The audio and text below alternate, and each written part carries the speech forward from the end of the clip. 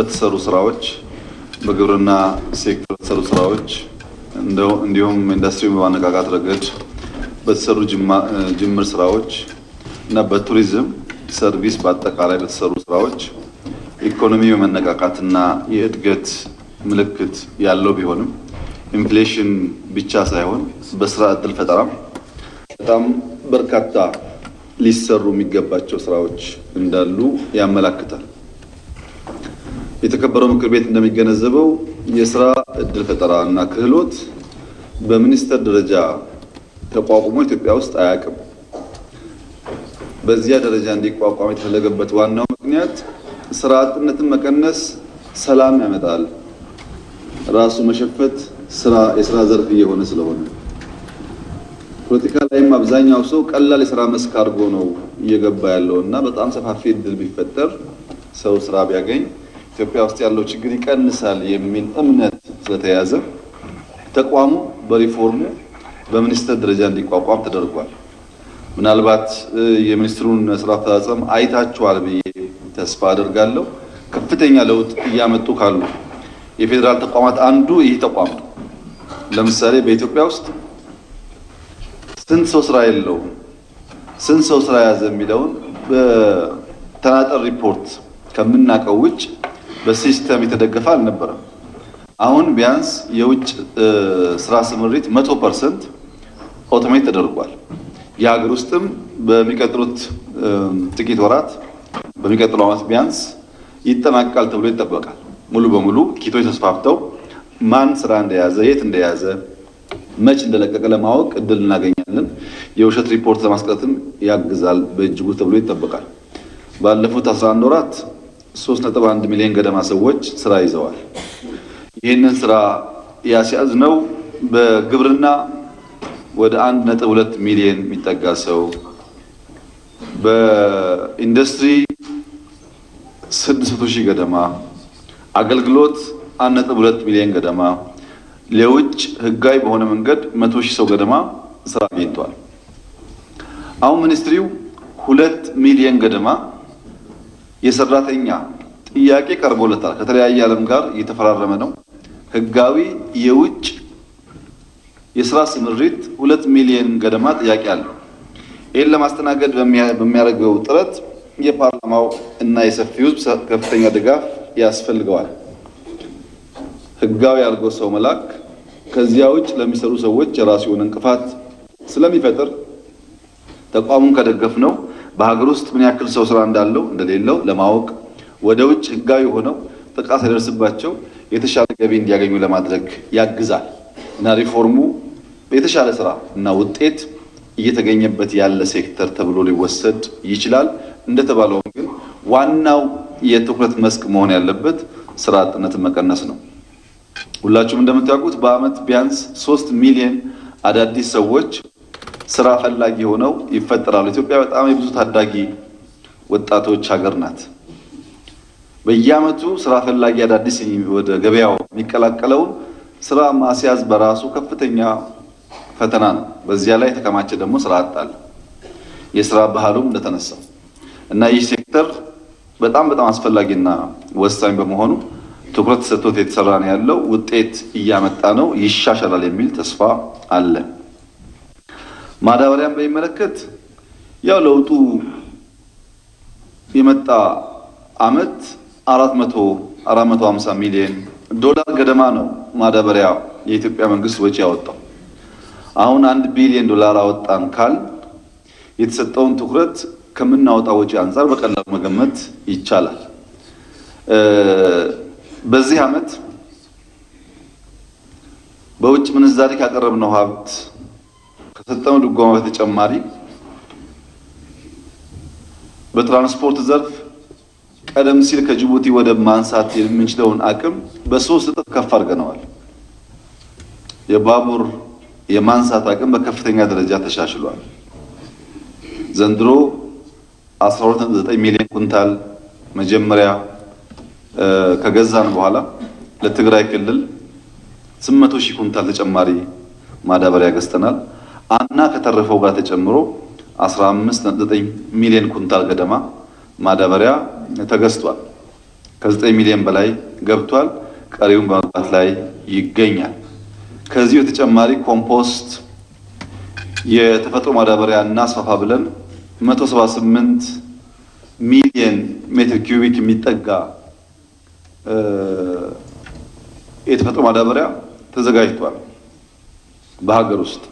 እነዚህን ሚክስ አድርገን ነው የምናስፋፋው ምርትና ምርታማነት።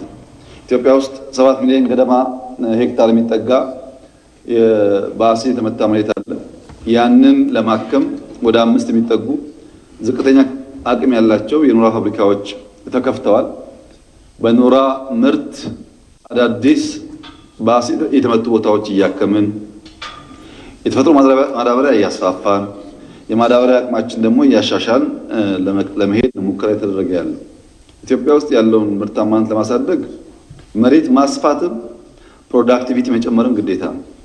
በሄክታር 40 ኩንታል ስንዴ በቂ አይደለም። 50፣ 60፣ 70፣ 80 መሆን አለበት። አሁን ያለው 15 ሚሊዮን ሄክታርም በቂ አይደለም። ወደ 20 ማስጠጋት ይቻላል ኖራ ብቻ እያመረተ። ያን በማድረግ በቀጣይነት ምርት መትረፍረፍ የሚችልበትን መንገድ መፍጠር ይኖርብናል። የሚሰራው በዛ አግባብ።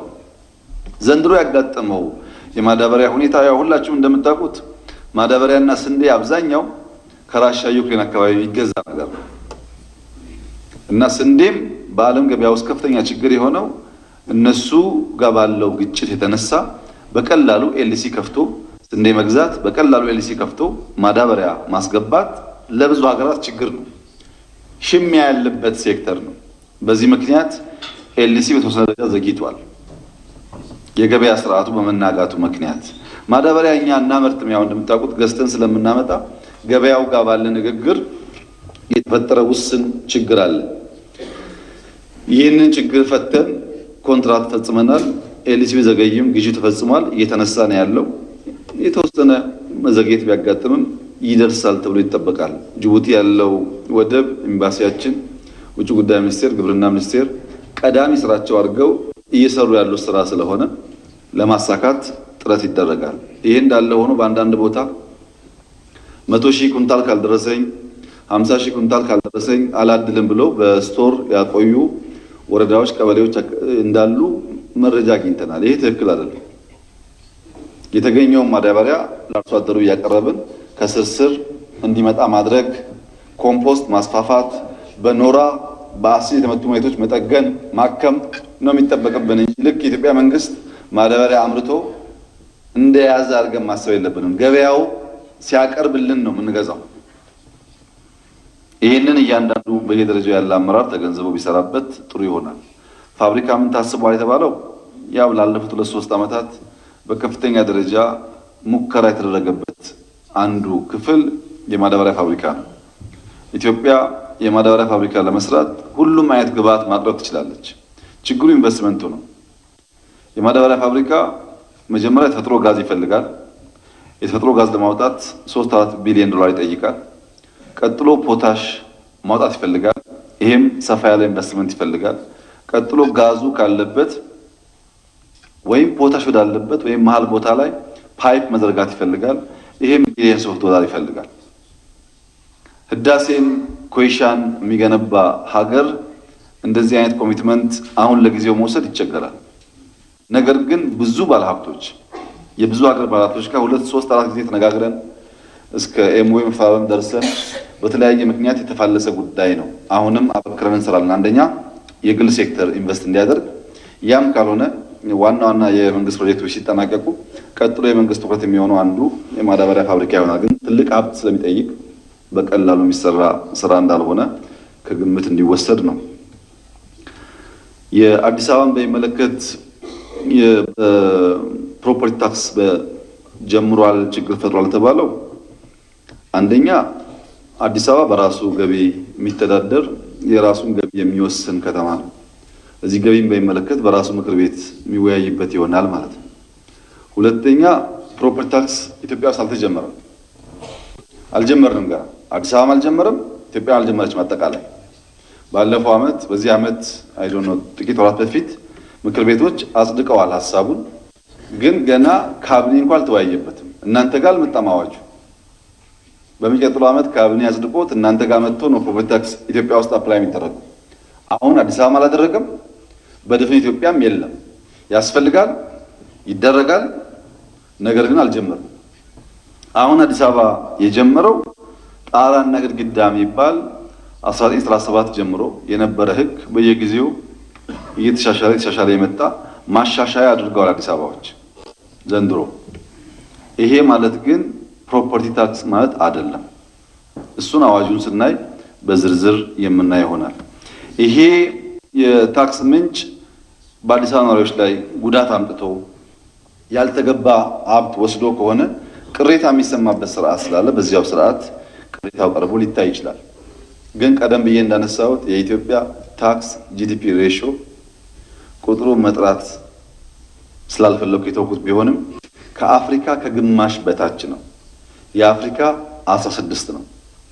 ገና ነን እኛ ታክስ ጋር አልደረስንም። ይሄን የተከበረው ምክር ቤት ታሳቢ ቢያደርግ ጥሩ ይሆናል። የክልል ፕሮጀክቶችን በሚመለከት ከሪፎርም በፊት እኔ የፌዴራል መንግስት የካቢኔ አባል ሆኜ ሰርቼ አውቃለሁ እና በኢትዮጵያ ታሪክ ውስጥ ካቢኔ በየ3 ወሩ 100 ቀን ብሎ መገምገም የሚባል ታሪክ የለም። እኛን የጀመርነው በየ100 ቀኑ የምንገመግመው በሱፐርቪዥን ከእያንዳንዱ ክልል ከተማ የመጣውን ስራ ነው። እያንዳንዱ ሚኒስትር የሚገመገመው ምን ሰራ ተብሎ ሱፐርቪዥን አለ፣ ክትትል አለ። በእኔ ደረጃም ክልሎች እና ስራዎች ያየ መሪ ኢትዮጵያ ውስጥ የለም እና እንከታተላለን፣ እናያለን። ያም ሆኖ ክትትልና ማየት የሚያደርገው ድጋፍ ቢኖርም የማስፈጸም አቅም አጠቃላይ እስኪያቅ ድረስ ግን ስራዎች በአንዳንድ ቦታ እንደተባለው በሚፈልገው ፍጥነት ላይሄዱ ይችላሉ። ክትትል ይደረጋል፣ ሱፐርቪዥን ይደረጋል፣ ግምገማ ይደረጋል። ለምሳሌ ከነገ ወዲያ ከሐምሌ 1 እስከ 10 ሁሉም የፌዴራል ሚኒስትሮች፣ ሚኒስትር ዴታዎች በሙሉ ለ10 ቀን በየክልሉ ተመድበዋል። እያንዳንዱ ስራ ሱፐርቫይዝ ለማድረግ ሲመለሱ ግምገማ ይካሄዳል። ምን ተነጋገር፣ ምን ተሰራ፣ ምን ቀረ የሚለውን ለማየት ማለት ነው። በዚህ ውስጥ ክፍተት ሲያጋጥም እየታየ እየተሞላ የሚሄድ ይሆናል። ህዳሴ ምን ላይ ነው ያለው የሚለው ህዳሴ በጣም መልካም ነው፣ ውብ ነው፣ በጣም ቆንጆ ነው። እንደዚያ ሆኖ ይቀጥላል። ምናልባት ህዳሴ ላይ 2 ነገር ብቻ ላንሳ። አንደኛ እዛ ያሉ ኢትዮጵያውያን በከፍተኛ የአየር ጸባይ ውስጥ መንግስት ያስቀመጠውን ማይልስቶን በክፍያ አይደለም በልብ በሚያስደንቅ ትጋት እየሰሩ ያሉ ኢትዮጵያውያን በተከበረው ምክር ቤት ፊት እንዳመሰግን ይፈቀድልኝ።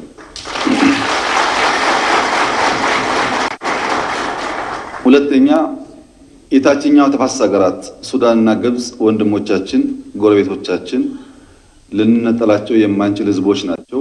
በዚህ ግድብ ምክንያት ያላቸውን ቅሬታ በአንድ በኩል ድርድር እያካሄድን በሌላ በኩል ደግሞ የእነሱን ኮንሰርን ታሳቢ ያደረጉ ስራዎች ስንሰራ ቆይተናል። በተለይም በዚህ ዓመት ወሳኝ ማይልስቶን ስለሆነ ታስታውሱ ከሆነ አምና ውሃ ስንይዝ ሐምሌ አጋማሽ ሐምሌ መጀመሪያው ሳምንት ውሃ ፈሰሰ ብለን እናከብር ነበር፣ ትዝ ይላችኋል። ዘንድሮ ቢያንስ እስከ ነሐሴ መጨረሻ እስከ መስከረም መጀመሪያ ድረስ ያ ፕሮግራም አይካሄድም። ቀስ እያል በቂ ውሃ ለሱዳን ለግብጽ መሄዱን እያረጋገጥን ነው የምንሰራ። የኛንም በማያጓድል የነሱንም ፍላጎት በሚመልስ እንደምታውቁት ዘንድሮ ኦልሞስት በጋ አልነበረም፣ ሰፊ ዝናብ ነው ያገኘነው።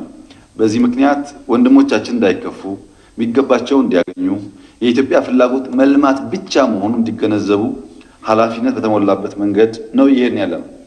የኛ ቀጣዩ ጥያቄ እንዴት በጋራ አዳዲስ ፕሮጀክቶች ልንሰራ እንችላለን? አሁን በዚህ ከምንጨቃጨቅ አዳዲስ ስራ እንዴት እንጀምር የሚለውን ከወንድሞቻችን ጋር ለመነጋገር ዝግጁ ነን። ንግግሮችም ይደረጋሉ፣ ውጤት ይጠበቃል። በተረፈ ህዳሴ እንዳልኩት በጣም ቆንጆ ነው፣ በጣም ነው የሚያምረው። ስትሄዱ ታዩታላችሁ። ሌላው አንዳንድ ኢኒሼቲቮች ገበታ ለሸገር፣ ገበታ ለሀገር፣ ገበታ ለትውልድ የሚባሉ አይነት ፕሮጀክቶች ጥቅም አላቸው ወይ? ገንዘባቸው ከየት መጡ? የት ደረሱ? የሚሉ ጥያቄዎች ይነሳሉ። በተለይ ከቅርብ ጊዜ ደግሞ ስራዎቹ እያለቁ ሲሄዱ ጥያቄው እየጎላ መጥቷል። የስራው ማለቅ የሚያማቸው ሰዎች አሉ ማለት ነው። እንግዲህ ሁላችሁ እንደምታውቁት የጀመርነው ከቢሮ የጀመርነው። ስለሌላው ቢሮ እንተው፣ የእናንተን ቢሮ እናንሳ። እዚህ ምክር ቤት ውስጥ ነበርን፣ እናውቀዋለን። እንደዚህ ነበር ይህ ምክር ቤት። ይህን ምክር ቤት ትራንስፎርም አድርጎ አሳምሮ ለስራ ምቹ ማድረግ አስፈላጊ መሆኑን እዚህ ካለ ሰው በላይ ማን ያውቃል? በየሁሉ መስሪያ ቤት ይሄን እናያለን። ትናንትና የተመረቀው የኢቢሲ ግቢ እንደሰማችሁት 1 ዓመት ከ6 ወር ነው የፈጀብን። ምንም ግነት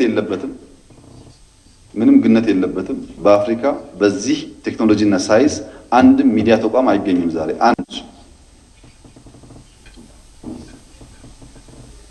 ከቢሮ የጀመረው ስራ እንዴት ቀጠለ የሚለውን ከማንሳቴ በፊት 2 ጉዳዮች ይነሱበታል። አንደኛ ፐርፎርማንስ ኦዲት፣ ሁለተኛ ፋይናንሻል ኦዲት።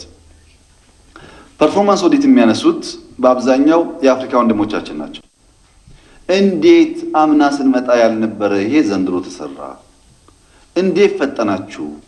ጥራቱስ፣ ሳይዙስ፣ መንገዱን አመላክቱን የሚል ሰፊ ጥያቄ ያነሳሉ። በየመጣ ማንኛውም መሪ ያመጣ ማንኛውም እንግዳ ይሄን ጥያቄ ሳያነሳ ሄዶ ያውቃል። እውን ኢትዮጵያ ናት የምትሰራው ይሄንን ስራ? ኢትዮጵያ እንዴት እንደዚህ አይነት ስራ ትሰራለች ከሚል ስጋትም ሊመነጭ ይችላል። ገንዘብ አለኝ፣ ፍላጎቱ አለኝ፣ በአመት በ2 ዓመት ልሰራው አልችልም፣ እንዴት ታግዙኛላችሁ ያሉ መሪዎችም አሉ። ልናግዝ ቲም የላክንባቸው ሀገራትም አሉ። አንዱ ፐርፎርማንስ ነው። ስፋቱ፣ ጥራቱ፣ ውበቱ፣ ቦታው። ይሄ ቦታ ነበር ወይ? የሳይንስ ሙዚየም ቦታ የት ነበር ድሮ ብሎ የሚጠይቁ ሰዎችም አሉ። ሁለተኛው ደግሞ ፋይናንሻል ኦዲት ነው። 2 መንገድ አለው፣ ከውስጥና ከውጭ። የውጮች ገንዘቡ ከየት መጣ ይላል። የሆነ የማይታወቅ የገንዘብ ምንጭ አላችሁ፣ ከየት መጥቶ ነው የምትሰሩት ይላሉ። ፎቁንም አጠቃላይ እንቅስቃሴውንም ሲያዩ መቼም ገንዘቡ ተበላ እንዳይባል ማንኛውም ነገር ከፍሬው ይታወቃል። ይናገራል እኮ ራሱ ስራው ስለሚናገር ብዙ የሚያሰጋና የሚያጠራጥር ጉዳይ አይመስለኝም። በፐርፎርማንስ ኦዲት እና ፋይናንስ ኦዲት ያለውን ኢሹ በተወሰነ ደረጃ ገባ ብዬ ላንሳ። አንደኛ ግሪን ሌጋሲ የዚህ ኢኒሼቲቭ አካል ነው። በቀደም ፈረንሳይ እንዳነሳሁት በግሪን ሌጋሲ ምግብ እንተክላለን፣ መድኃኒት እንተክላለን፣ አገር በቀል ዛፎች በመትከል ባዮዳይቨርሲቲ እንጠብቃለን። መቼም ሁላችሁም እንደምታዩት ገና መድረስ የሚገባን ቦታ ባንደርስም ከተማዎቻችን ግሪን መሆን ጀምረዋል። የዝናብ መጠን ጨምሯል። የአየር ጸባይ ትንንሽ ምልክቶች ይታያሉ። በቀደም እንዳነሳሁት አንድ ዛፍ ከነርሰሪ አዘጋጅቶ እስከ መትከል $1 የሚፈጅ ቢሆን 50 ቢሊዮን ችግኝ ለመትከል $50 ቢሊዮን ይሄ ፓርላማ ከየት አምጥቶ ነው ለመንግስት የሚያጸድቀው? $50 ቢሊዮን ማለት እኮ የኢትዮጵያ ጂዲፒ ቢያንስ 1/3 ማለት ነው። ይሄ ሀብት የመጣው ከደጋግ ኢትዮጵያውያን ጊዜያቸውን፣ ገንዘባቸውን፣ ጉልበታቸውን በነፃ ኢንቨስት አድርገው ኢትዮጵያን ማልበስ በወሰኑ ኢትዮጵያውያን ነው እንጂ በመንግስት በጀት በእርዳታ በጀት አይታሰብም።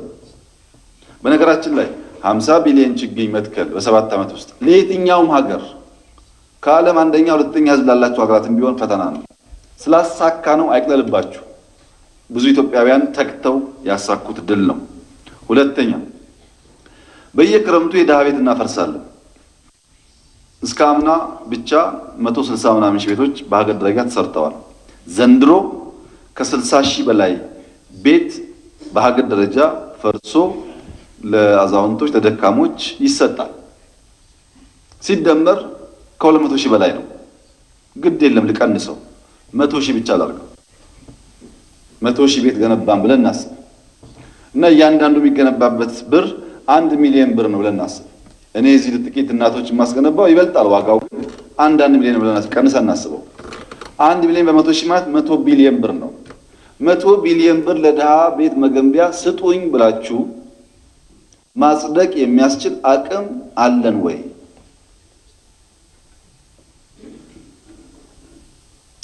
አቅሙ በመንግስት ማዕቀፍ ውስጥ እንተወው ወይ ይቅር ወይ ይሄ ጉዳይ አዲስ አበባ ብቻ ከ20 ሺህ በላይ አቅመ ደካሞች ቤት ሰርቶላቸዋል። በሀገር ደረጃ ሰፊ ነው የሚሰራው። መዋለ ሕጻናት ከትምህርት ጋር ተያይዞ የተነሳው እንደተጠበቀ ሆኖ ኢትዮጵያ ውስጥ መዋለ ሕጻናት እምብዛም አልነበረም። አልፎ አልፎ የሚታይ ነው ይችላል፣ ግን በአጠቃላይ አልነበረም ማለት ይቻላል። ባለፉት 3-4 ዓመታት 15000 በላይ ተገንብተዋል። ከ15000 በላይ መዋለ ሕጻናት፣ ላይብረሪ፣ የመምህራን ቤት እያንዳንዱ ሳናበዛው 5 ሚሊዮን ብር ኮስት አደረገ ብንል 25 ቢሊዮን ብር ይፈጃል። ይሄ አርሶ አደሩ ዛፍ ቆርጦ መሬት ሰጥቶ ጭቃ አብኩቶ የሚሰራው ቤት ማለት ነው። በግብር አናገኘውም። ይሄን ጉዳይ ሰው አስተባብረን ካልሰራን ደግሞ ትምህርት ሊዳረስ አይችልም። ዛሬ እኮ ኢትዮጵያ ውስጥ በአንዳንድ አካባቢዎች በሙሉ ስላልሆነ ነው ሰፊ ስራ ንቅናቄ የጀመርነው እንጂ በአንዳንድ አካባቢ 100% በአካባቢያቸው መዋለ ሕጻናት ኤሌመንተሪ መቀበል የቻሉ ክልሎች እኮ አሉ። በዚህ ስራ በህዝብ ንቅናቄ ሰሞኑን የጀመርነውም ያለ ማጠናከር የታሰበ ነው። ዳቦ ፋብሪካዎች ከለውጡ ማግስት አዲስ አበባ 300,000 ገደማ ዳቦ ማምረት ትችል ነበር። ዛሬ 4 ሚሊዮን ዳቦ የማምረት ካፓሲቲ አላት። እነዚህ ፋብሪካዎች ሼክ አላሙዲን መሐመድ እና አንዳንድ ደጋግ ኢትዮጵያውያን ዳቦ ፋብሪካ ካልሰራን በስተቀር ዳቦ ለመብላት ሰዎች ይቸገራሉ ብለን ፈጣሪ እድሜም ገንዘብ የሚጨምርላቸው ስለረዱን የተሰራ ስራ እንጂ በበጀት ቢታሰብ ቀላል አይደለም። ብዙ ክልሎች ውስጥ የዳቦ ፋብሪካ ተፈጥሯል። አሁን እነዚህ ሀብታሞች ባይረዱን ኖሮ የነዛን እጅ አጠር ሰዎች ነገር ማቅለል ይከብዳል። የተሟላ ነው አይደለም፣ ምልክት እኮ ነው፣ ማመላከቻ ነው፣ መስፋት አለበት። ይቻላል የሚለውን ለማሳየት ነው። የመደመር መንገድ ተሽጠው 30 ገደማ ሃይ ስኩል ተሰርቷል ኢትዮጵያ ውስጥ። በሰሞኑ የዞርኩባቸው ሁሉ ሲናገሩ ሰምቻለሁ። 30 ሃይ ስኩል ተገንብቷል። በነገራችን ላይ እዚህ አቃቂ ክፍለ ከተማ ከዚህ ቀደም ያነሳሁላችሁ የዓይነ ስውራን ትምህርት ቤት በጣም የሚያስደስት መንገድ እየተጠናቀቀ ነው ያለው። ምናልባት የሚቀጥለው ዓመት ግማሽ አካባቢ ስራ የጀመረ ተስፋ አደርጋለሁ። 300 ገደማ ዓይነ ስውራን ማስተማር ይችላል። ካለምንም ጥርጥር በአፍሪካ ምርጡ የዓይነ ስውራን መማሪያ ትምህርት ቤት ነው፣ በሁሉ ስታንዳርድ በኳሊቲው። ይሄን አንዲት እናት የተወሰነ ድጋፍ አድርገው ነው ስራው የሚሰራው። ኢትዮጵያ ውስጥ ዓይነ ስውራን አካል ጉዳተኞች አይታወሱም። እንደምታውቁት ችግር አለ። በበጀት የዓይነ ስውራንን ችግር እንፍታ ብለን ብዙ ርቀት አንሄድም። መነጽር ለምነና መተናል፣ ትምህርት ቤት ጠግነናል፣ በቂ አይደለም። በጣም በርካታ ሰው ይቸገራል። ለነዚህ የሚሰራው ሃይ ስኩል 300 ሰው የሚያሳድር ልክ እንደ ኮሌጅ በሉት የሚያሳድር የሚያኖር የሚያስተምር ቦታ ነው። በበጀት ቢባል በጣም ብዙ ነው። ይሄ እዚሁ አቃቂ ነው ያለው፣ ማየት ይቻላል። ቀደም ሲል እንደተነሳው የመደመር ትውልድ የመጨረሻው መጽሐፍ ከ3 ቢሊዮን ብር በላይ ነው እየተሸጠ ያለው። ይሄ ፋሲል ለመጠገን፣ ሶፍ ዑመር ለመጠገን፣ ጥያ ትክል ድንጋይ ለመጠገን፣ ታሪኮቻችን ለማንሳት ነው የሚውለው። የተሰጠው መጽሐፉም ገንዘቡም ለክልሎች ነው። ታሪኮቻችን እየፈረሱብን ነው፣ መጠገን አለባቸው ይባልና የመንግስት በጀት ደግሞ አነስተኛ ስለሆነ ይዘገያል። በሌላ መንገድ ኢኖቬቲቭ በሆነ መንገድ ሪሶርስ አምጥተን መጠገን አለብን። ይቅር ይቆይ ካል ለማን ይቅር? እስከ መቼስ ይቆያል?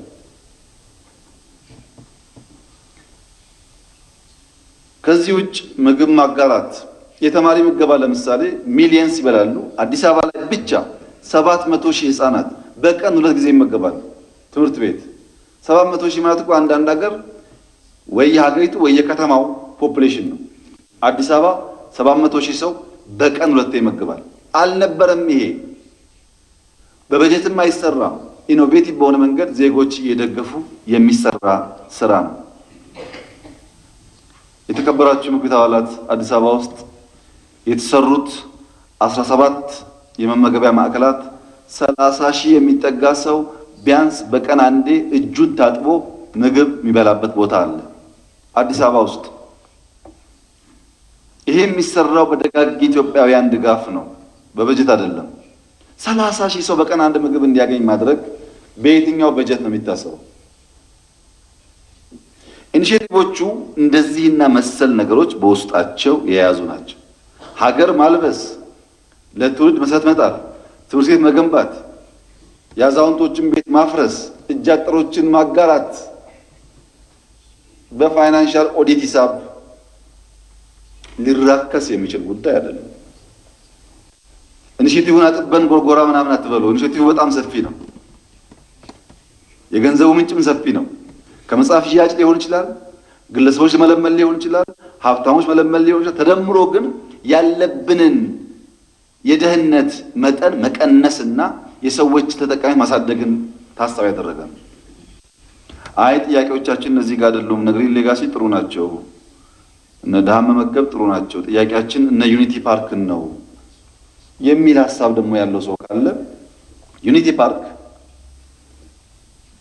እኔ ስገባ ካለምንም ማጋነን 60-70% የሽንት ቤት ያክል ነው፣ ቆሻሻ ነው፣ መሄድ አይቻልም።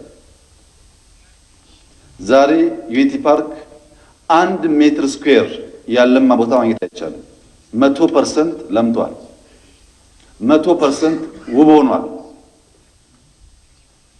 ይሄ የሆነው የዩኤዩ ፕሬዝዳንት ሼክ መሐመድ ቢን ዛይድ ዩኒቲ ፓርክ 40 ምናምን ሄክታር ከተማ መሃል ብዙ ዛፍ ያለው ለብዙ አገልግሎት የሚውል ቦታ አለ፣ ግን ላሰራ ገንዘብ የለኝም የሚል ጥያቄ አቅርቤላቸው ተቀብለውት ኮንትራት ሰጥተው የራሳቸውን ኩባንያ ልከው በዲዛይን ተስማምተን ስራው ተሰራ እንጂ ገንዘቡን ካና ስራበት አላለኝ። አሁን የገንዘቡን ኦዲት ማድረግ የምትፈልጉ ሰዎች ሄዳችሁ ሼክ መሐመድን ጠይቁ።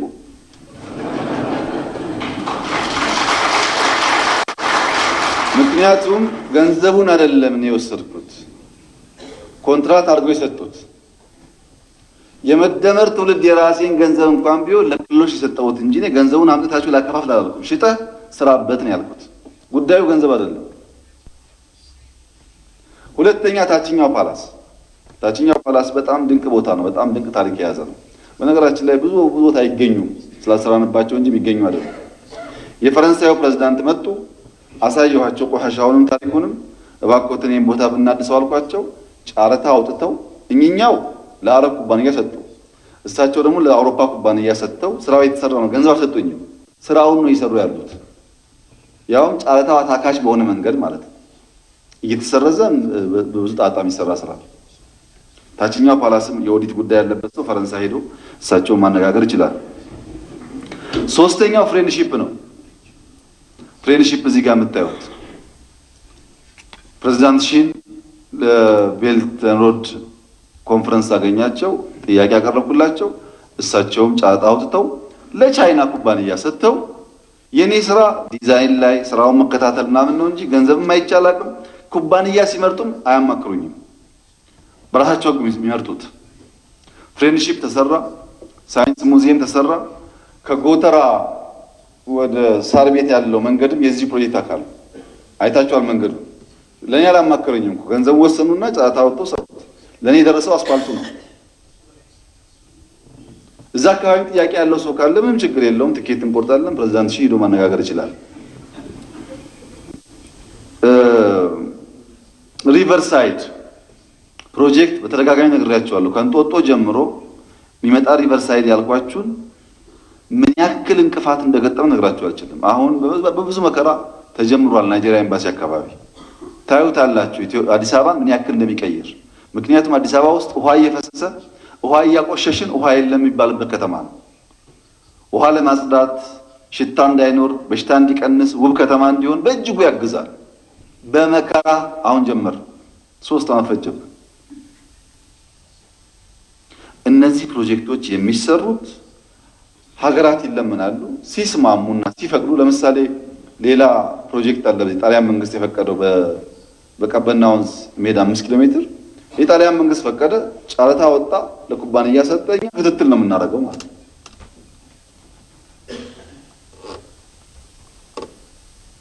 ምናልባት እንጦጦ፣ ጎርጎራ፣ ወንጪ፣ አላላ፣ ኮይሻ አይነቶች ደግሞ አሉ። እነሱስ ከተባለ ተለምኖ ከኢትዮጵያውያን ተለምኖ ይሰራል። ጎርጎራ፣ ኮይሻ፣ አላላ፣ ወንጪ ስንጀምር 4 ቢሊዮን ገደማ በገበታ ለሀገር ተዋጥቷል። እኔ በሙሉ ልብ ነግራችኋለሁ፣ በኮንፊደንስ ጎርጎራ ብቻ ብትሄዱ ዛሬ የጎርጎራ ፕሮጀክት ከ4 ቢሊዮን በላይ ያወጣል። ጎርጎራ ብቻ ምንም ችግር የለውም። አይናችሁን ብቻ ገልጣችሁ ማየት ነው። ውብ ስራ ተሰርቷል። ወንጪም፣ አላላኬላም፣ ኮይሻም። ከዛስ አላላኬላ ሰራን፣ አስመረቅን፣ ለደቡብ ምዕራብ ክልል አስረከብን። አልሰማችሁም? አላያችሁም? ይሄን ጎርጎራ ይመረቃል አሁን መስከረም ላይ ለአማራ ክልል እናስረክባለን። ወንጪም ያልቃል መስከረም ላይ ለኦሮሚያ ክልል እናስረክባለን።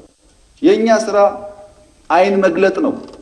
በሪሶርስ ምክንያት በዲዛይን ምክንያት ስንት ሊለማ የሚችል ጉዳይ ታፍኖ እንዳይቀር መግለጥ ነው። ከተሰራ በኋላስ ባለቤት አለው።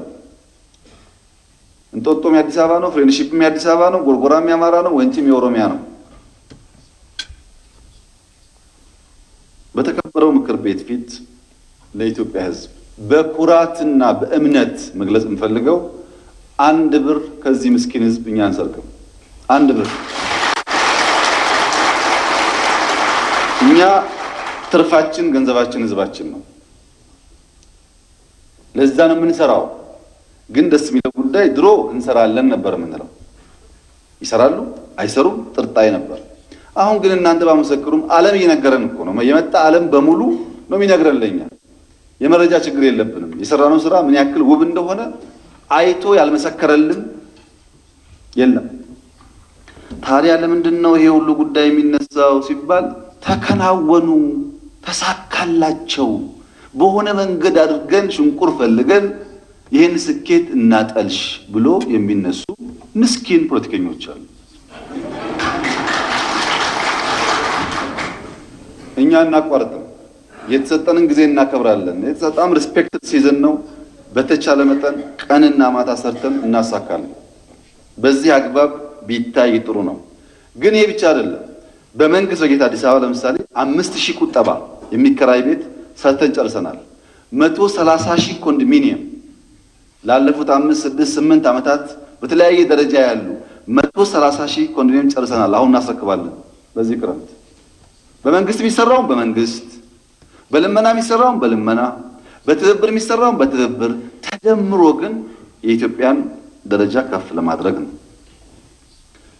ከላይብረሪ ጀምሮ እስከ ቤተ መንግስት እናገናኛለን ብያችሁ ነበር። ጊዜ ያለው ሰው ወጥቶ ያው የቀረን በሸራተንና ሳይንስ ሙዚየም መካከል የሚያልፈው መንገድ ብቻ ነው። እየተሰራ ነው ያለው። መስከረም ላይ ያልቃል። እሱ ባልነው ልክ አስውበን የጨረስን።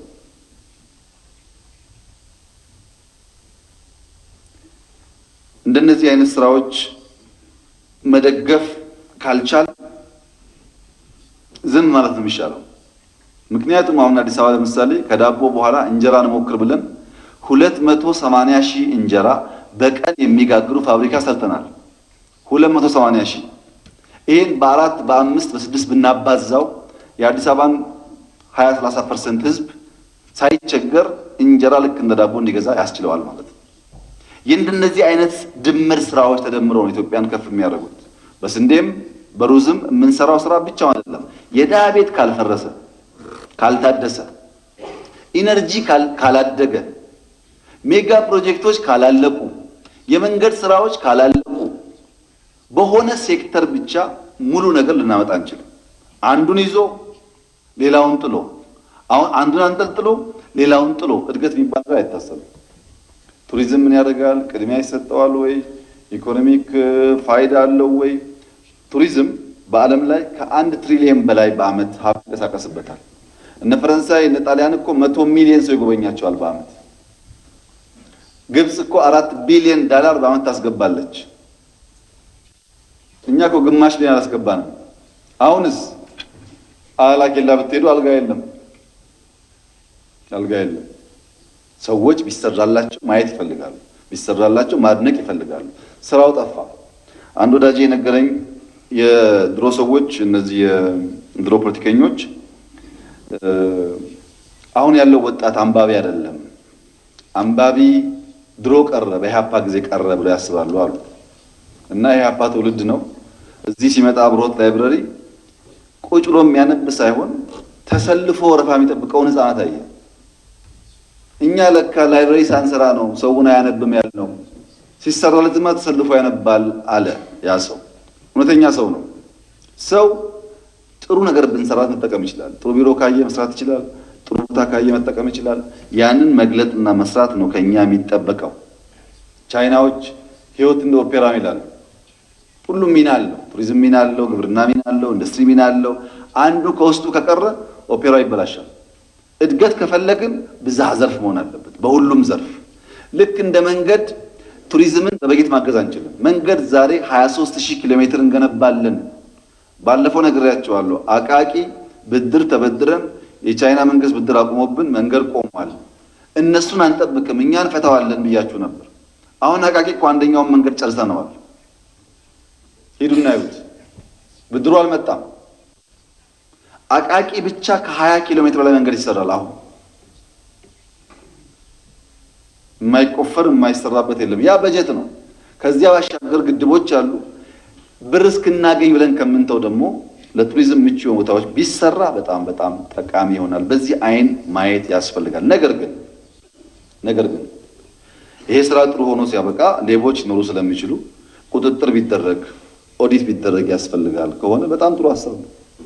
ምን ችግር አለው? እኛ የምንፈልገው እኮ ሌብነት እንዳይኖር አሰራሩ። ለምሳሌ ጎርጎራ ፕሮጀክት ከተወሰነ በኋላ ፕሮጀክት ኦፊስ ፕሮጀክት ኃላፊ ያለው ዘሆል ፋይናንሱ ለፕሮጀክቱ ነው የሚሄደው። የፋይናንስ ህግ ተከትሎ ይሰራል፣ ኦዲት ይደረጋል።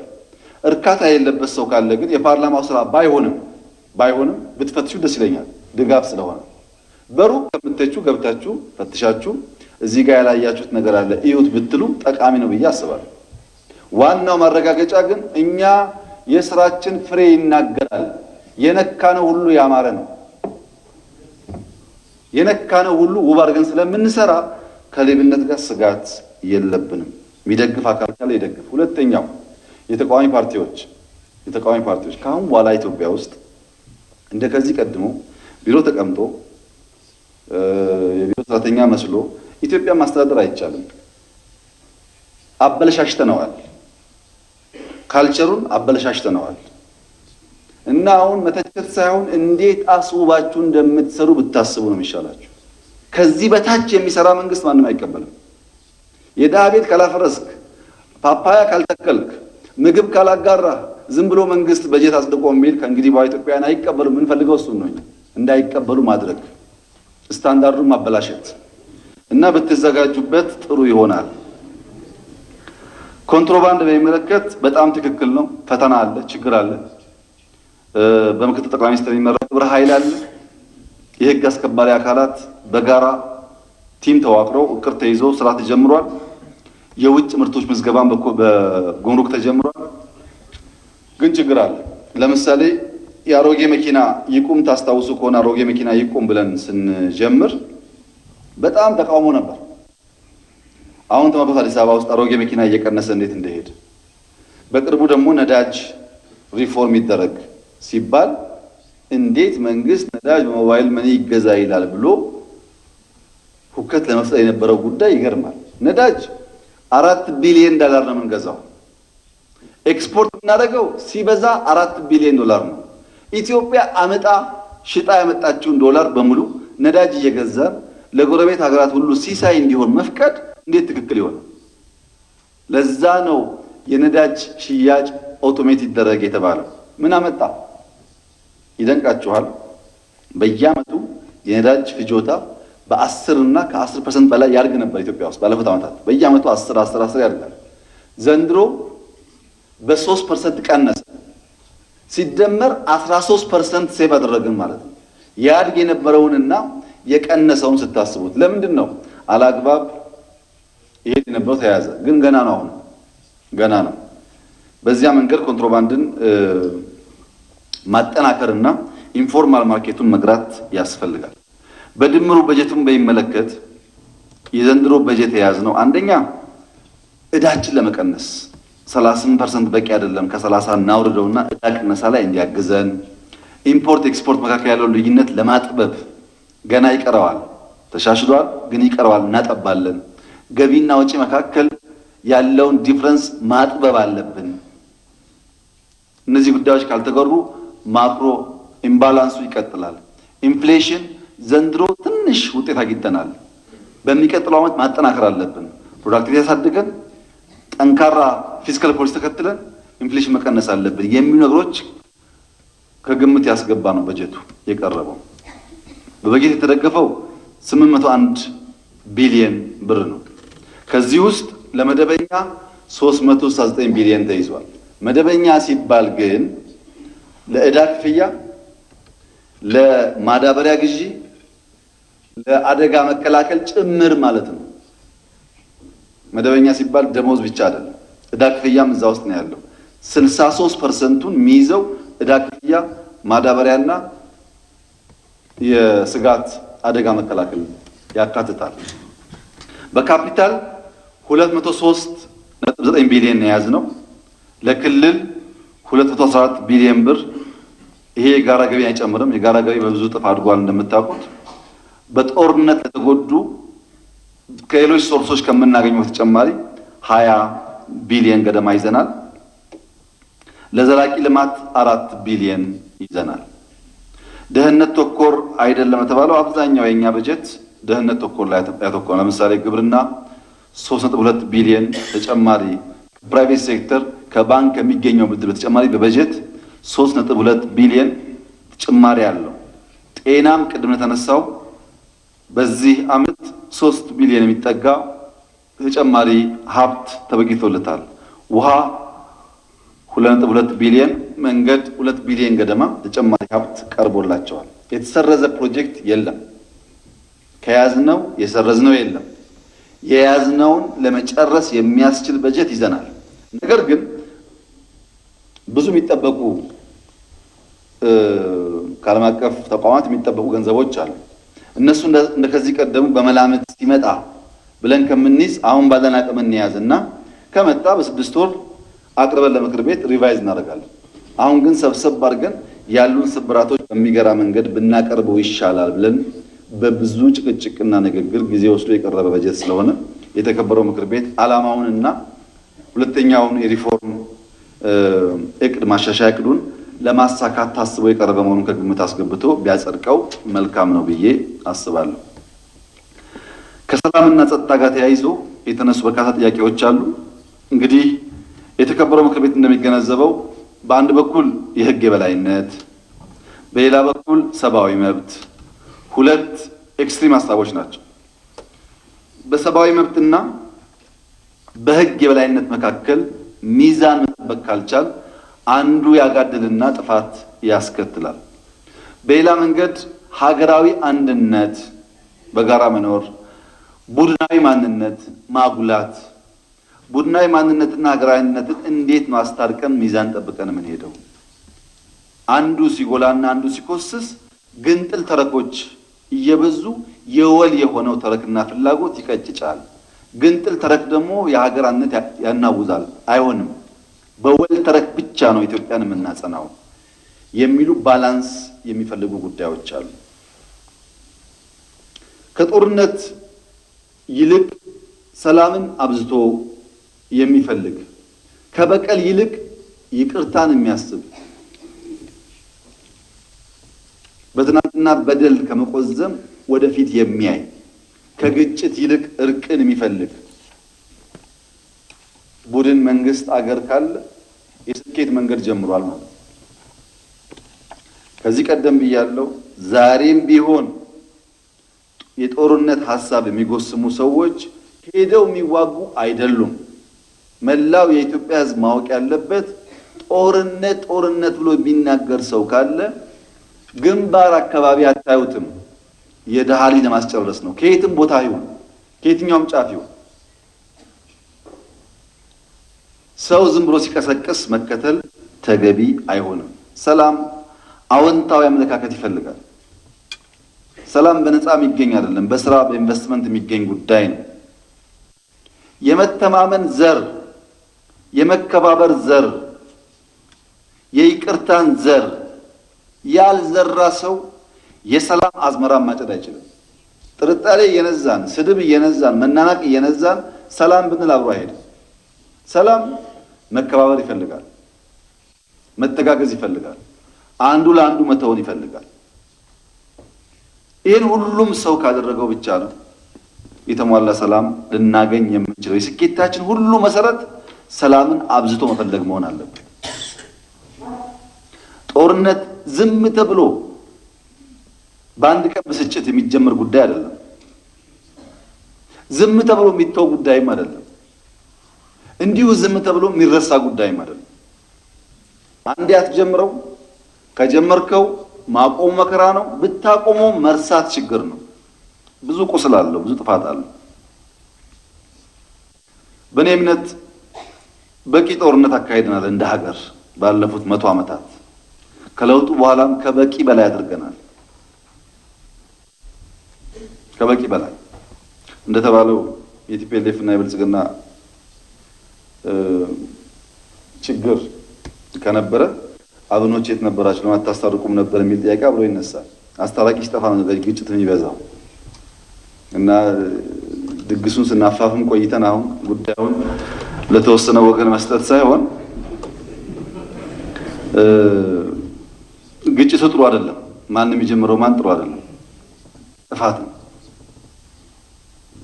ነገር ግን ከጦርነት በኋላ ኢትዮጵያ የእፎይታ ጊዜ ትፈልጋለች። የግምገማ ጊዜ አሁን እንዴት ተጀመረ፣ እነማን ጀመሩ፣ እነማን ደገሱ፣ እነማን አዋጉ፣ እነማን አስጨረሱ፣ እነማን ደግሞ አሁን ተቀምጠው ይቀልዳሉ ቢለውን መገምገም ይፈልጋል። ግምገማ ያስፈልገዋል ኪሳራና ጥቅሙን ለማወቅ። ለነገሩ የባለፈውን ሳንገመግም እንደተባለው አዳዲስ ጦርነቶች ነው የሚታሰቡት፣ ግን መገምገም ይፈልጋል። ከግምገማ በኋላ መልሶ ግንባታ ያስፈልጋል። መሰረተ ልማት ላይ በጣም ሰፊ ስራ ያስፈልጋል። የትርክት ለውጥ ያስፈልጋል። አሁንም የወያኔ ምናምን የብልጽግና ምናምን ካል ሰላም አይመጣም። ትርክት መቀየር አለበት። ሰላም ከፈለክ ንግግርን መግራት አለበት። ሁለት ችግር ነው ያለው ወያኔን በሚመለከት። በአንድ በኩል የትግራይ ህዝብ የኢትዮጵያ አካል ነው፣ ኢትዮጵያ አንድነቷ መጠበቅ አለበት፣ መገንጠል አይፈቀድም፣ መገንጠል አንፈልግም እንላለን። ይሄ ጥሩ ሀሳብ ነው። መገንጠል የማንፈልግ ከሆነ የትግራይ ህዝብ የኢትዮጵያ አካል ከሆነ ደግሞ ማንኛውም ኢትዮጵያዊ የሚኖረው መብት እንዲያገኝ ማሰብ አለብን። ሰከንደሪ ዜጋ መኖር አይችልም። ኑር ከኛ ጋር ስንለው መብቱንም የምናከብር መሆን አለብን። ይሄን ደግሞ ቀዳሚ ተናጋሪ መሆን ያለብን አንድ መሆን አለብን የምንል ሰዎች ነው። እኔ የኢትዮጵያ አንድነት ስለምፈልግ ትግራዩ አሪው ጸማዩም በእኩል የሚኖርባት ኢትዮጵያ እንፈልጋለን። ይሄን ቀድመህ ሳታደርግ በአንድ በኩል እየገፋ በሌላ በኩል ከኔ ጋር ቆይ ብትል አብሮ አይሄድም። የምንወስዳቸው እርምጃዎች በሙሉ አብረን መቆየት ያለውን ትሩፋት ለማሳየት ነው። ይሄ ሁላችንም ስራ መሆን ይኖርበታል። ቀጥሎ ዲዲአር ነው። የታጠቁ ሰዎች ካልፈቱ፣ ካልሰለጠኑ፣ ስራ ካልያዙ በየትኛውም ሰዓት ሊሸፍቱ ቅድም ሲነሳ እንደነበረው 2-3 ሰው እያገቱ ሊያስቸግሩ ይችላሉ። ዲዲአር ኢምፖርታንት ነው። እነዚህን ጉዳዮች ከእፎይታ በኋላ መስራት አለባቸው። ሶስተኛ ተጠያቂነት ነው። ተጠያቂነት ትራንዚሽናል ጀስቲስ እንደተቀመጠው ወንጀል የሰሩ ሰዎች መጠየቅ አለባቸው። ይሄ ግን በአንድ ቀን የሚከወን ነገር አይደለም። ሰፊ ስራ ይፈልጋል። በእኛ በኩል ከስምምነቱ በኋላ ቃል የገባናቸውን ለመፈጸም በከፍተኛ ፍጥነት ነው። ለጦርነት ከአቅም በላይ ሲሆንና ሲወሰን በሙሉ ልብ እንሰራ ነው ሁሉ አሁን ደግሞ ሰላም ሲመጣ በሙሉ ልብ ነው የምንሰራው። መሀል ላይ እንጫወትም። ሰላም በሙሉ ልብ እንሰራለን። ሰላም ከአቅማችን በላይ ሆኖ ከእጃችን ከወጣ ራሳችን ለመከላከልም እንደዚሁ እንሰራለን። ለምሳሌ ትግራይ ልክ እርቁ እንደመጣ ከፍተኛ አመራሮች ላክን። አስደንጋጭ ነበረ፣ ግን እኛ እንፈልገዋለን ሰላሙን።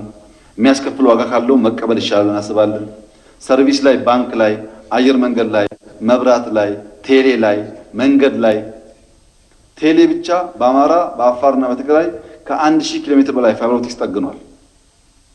እንደው አንድ ቀን ኦፍ አንድ ቀን ኦን አይምሰላችሁ። ሲበጣጥስ የከረመውን መጠገን፣ ሀብት ማፍሰስ ይጠይቃል። ስራው ተደርጓል። ሰርቪሶች ላይ እስረኛ መፍታት ታስታውሳላችሁ። እንዴት እስረኛ ይፈታል የሚል ጩኸት ነበር።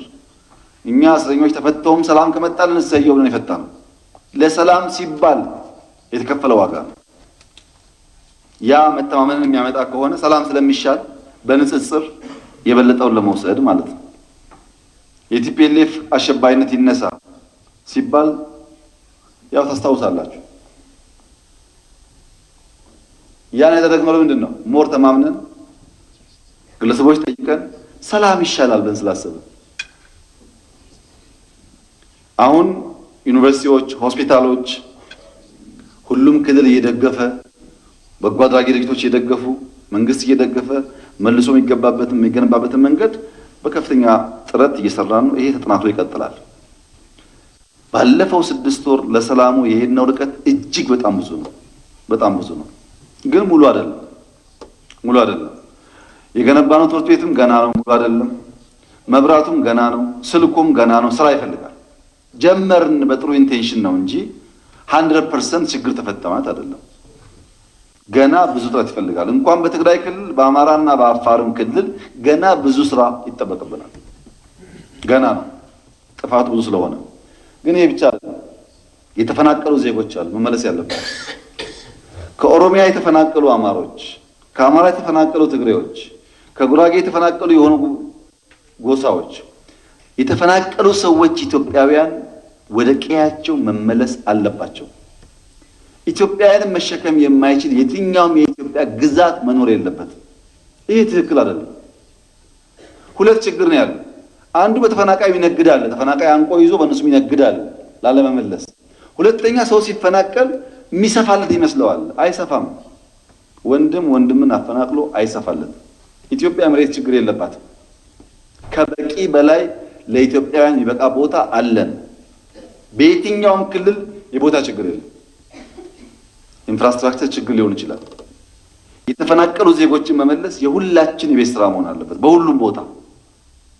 ከዚያ በኋላስ የታጠቁ ሰዎች ማስፈታት አለበት። ለምን? የታጠቀ ሰው እያለ ይሄ ቦታ ይገባኛል አይገባኝ የሚል ከንግግር አልፎ ግጭት ቀስቃሽ ስለሚሆን ሰው ትጥቅ ፈቶ በህግ አግባብ ወደ እነዛ ጉዳዮች እንዲገባ ማድረግ ያስፈልጋል። የይገባኛል ጥያቄ የሚነሳባቸው ቦታዎች በአማራና ትግራይ መካከል ያሉ ባለፉት 30 ዓመታት ጥያቄያቸው ሲነሳ የነበሩ ቦታዎች አሉ። ይሄን በተለይ ታላቁ የአማራ ህዝብ፣ የትግራይ ህዝብ በሰከነ መንገድ እንዲያየው እመክራለሁ። በመሬት ምክንያት መባላት፣ መገዳደል አያስፈልግም። መሬት የጸብ ምንጭ መሆን የለበትም። ህዝቦች ተወያይተው ተመካክረው አንዱ አሸናፊ ለተሸናፊ ሳይሆን በዊን ዊን አፕሮች ጊዜ ወስደው በሰከነ መንገድ የትኛው ክልል መኖር ነው የሚፈልጉ መወሰን ይችላሉ። ሲዳማ ላይ አድርገናል፣ ደቡብ ምዕራብ አድርገናል፣ ትናንት አድርገናል፣ ወሰነናል። በሰከነ መንገድ ሰዎች ወስነው ሰው ሳይሞት ማድረግ ይቻላል። ከዚያ ውጭ ያለው አማራጭ ጥሩ አይደለም። ጥሩ አይደለም። ጥቅም የለውም። መነጣጠቅም ጥሩ የለውም፣ ጥቅም የለውም። ዘላቂ ሰላም ማምጣት አማራን እንዳለ ቆርጦ ከትግራይ ጉርብትና ማንሳት አይቻልም። ትግራይም እንደዚህ ተፈጥሮ አብሮ የሚኖር ህዝብ ነው። ዋናው አስፈላጊ ነገር ሰላም ነው። ይሄን ታሳቢ አድርገን በሰከነ መንገድ በውይይት የተፈናቀለውን መልሰን፣ የተጎዳውን ጠግነን፣ የተጣላውን አስታርቀን በህዝብ ውሳኔ ነገሮች በህጋዊ መንገድ ለዘለቄታው እልባት እንዲያገኙ በልበ ሰፊነት ካልሰራን በስተቀር ጥፋት ነው። ብንዋጋም ዘላቂ ድል አናመጣም። ታውቃላችሁ ሁላችሁም ዚያድ ባሬ አዋሽ 40 ደርሶ ነበር። አዋሽ 40 ደረሰ ማለት አዋሽ 40 ለዘላለም ወሰደ ማለት አይደለም። በሆነ ጊዜ የሆነ ሰው ሊይዝ ይችላል፣ ይቀያየራል። ዘላቂ ሰላም ህጋዊ መንገድ መከተል ግን ጥቅም ይኖረዋል። ኢትዮጵያውያን ምክር እንግዳ ነው ይላሉ።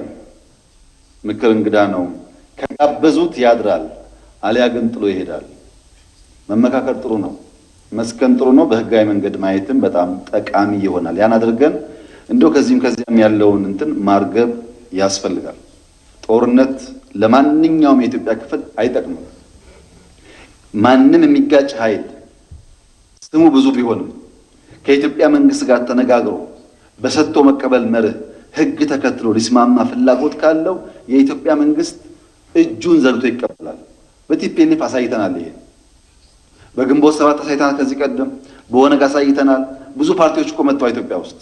እኛ የምንፈልገው ሰላም ነው። ለዚህ ነው ካቢኔያችንም የልዩ ልዩ ፓርቲ አመራሮች ያሉበት ካቢኔ የሆነበት ምክንያት ከምንባላ በጋራ ብንሰራ ይሻላል ብለን እዚህ ላይ ታሳቢ ይደረግ ብዬ የማነሳው ጉዳይ ከጦርነት በኋላ ያሉ ስራዎች አታካሽ ናቸው። ቀላል ስራዎች አይደሉም። አሜሪካን ሀገር በ19ኛው ክፍለ ዘመን ሰሜንና ደቡብ ተዋግተዋል። ታውቃላችሁ ሁላችሁ። ጦርነት ካበቃ በኋላ ተስማምተው አንድ ሀገር መስለው ለመሄድ 12 ዓመት ፈጀባቸው አሜሪካኖች። ከጦርነት በኋላ በማግስቱ እርቅ የሚባል ነገር የለም። በማግስቱ መተማመን የሚባል ነገር ስራ ይፈልጋል። ስፔን ብንወስድ ከ1936 እስከ 39 ባለው ውጊያ ከተዋጉ በኋላ 38 ዓመት ፈጀባቸው ተስማምተው ተግባብተው እንደ አንድ ሀገር ዜጋ አብረው ለመኖር። ቁርሾ ለትውልድ ይሸጋገራል። ቀላል አይደለም። በአፍሪካም በናይጄሪያ፣ በአንጎላ፣ በኢትዮጵያ ብዙ ሀገር ማየት ትችላላችሁ። ተጣላን ታረቀን አለቀ የሚባል ነገር የለም። ይቀጥላል ነገርየው። ይህንን ስራ ሁሉም ከግምት ቢያስገባ ጥሩ ነው። የተጎዱ ክልሎች በሚመለከት በበጀት ከያዘ በተጨማሪ መልሶ ለማቋቋም በጣም በርካታ ዜጎች፣ የዲያስፖራ አባላት፣ የኢትዮጵያ ሀብታሞች፣ በጎ አድራጊ ድርጅቶች፣ የተራድኦ ድርጅቶች በጣም ብዙ ረድተዋል። መንግስትም የአቅሙን እየሞከረ ነው ያለው። ይሄ ይቀጥላል። ከጥቅምት ወር ወዲህ ብቻ በአፋር በአማራና በትግራይ ክልል 370 ሺህ ቶን የምግብ እርዳታ ሄደዋል። ባለፉት ወራት ማለት ነው። በጣም ብዙ እርዳታ ነው ሄደው። በ10 ክልሎች 4.6 ሚሊዮን የተፈናቀሉ ዜጎች ነበሩ። ከዚህ ውስጥ 3.5 ሚሊዮን ገደማ ተመልሰው ተቋቁመዋል። 1 ሚሊዮን ከፍ ያለ አለን አሁን። እነዚህ በየትኛውም ክልል ያሉ ተፈናቃዮች ኢትዮጵያ ውስጥ የፈለጉበት ቦታ ሄደው መኖር እንዲችሉ የበኩላችንን ሚና መጫወት ያስፈልጋል። የነበሩበት ቦታ መመለስ አለባቸው፣ መደራጀት አለባቸው። ሀገራቸው ነው። ይህን ሁሉም ከልቡ አምኖ የሚሰራ መሆን አለበት። አፈናቅሎ ማስፋት ስለማይቻል በተለይ በኦሮሚያና በአማራ መካከል የተፈናቀሉ ሰዎች ሁለቱ ክልሎች አግሬሲቭሊ ሰርተው ማስተካከል ይችላሉ። ቢኮዝ የኦሮሞና የአማራ ህዝብ አብሮ ለመኖር ችግር የለበትም። አብሮ ለመኖር ችግር ያለበት የኦሮሞና የአማራ ፖለቲከኛ ነው እንጂ የኦሮሞና የአማራ ህዝብ ችግር የለበትም። እየኖረ ነው፣ ይኖራል። ይህንን በፈጠነ መንገድ መፍታት ጠቃሚ ይሆናል። አለበለዚያ ጉዳዩ የተባባሰ ሄዶ ችግሩ ለሁላችንም አደገኛ ይሆናል። እዚህ ጋር ሁለት መታረም ያለባቸው ጉዳዮች አሉ። የተከበረው ምክር ቤት ክረምቱንም ሲሄድ ቢሰራበት ብዬ የማስበው ሁለት ጉዳዮች አሉ። አንደኛ ኢትዮጵያ ውስጥ የተጎጂነት ስነልቦና ማጉላት፣ ተጎዳው የሚል ነገር በጣም ማጉላት ልማድ እየሆነ መጥቷል ከሶሻል ሚዲያው ጋር ተያይዞ። ሁለተኛው ጠባቂነት፣ ተረጂነት። 1 ሚሊዮን ሲፈናቀል 10 ሚሊዮን፣ 1 ሚሊዮን ስራ 20 ሚሊዮን ለተረጂነት ብሎ ቁጥሩን በጣም ማጋነንና ሶሳይቲው ሰርቶ ታግሎ እንዲያሸንፍ ሳይሆን ቁጭ ብሎ እርዳታ እንዲጠብቅ የሚያደርግ በሂደት ጎጂ፣ ለጊዜው ጠቃሚ ይመስላል፣ በሂደት ጎጂ የሆኑ ዝንባሌዎች አሉ። አንድ ታሪክ ላንሳላችሁ። ኢትዮጵያ ውስጥ የዛሬ 1000 ዓመትም 500 ዓመትም አልፎ አልፎ ድርቅ ያጋጥማል። አዲስ ጉዳይ አይደለም።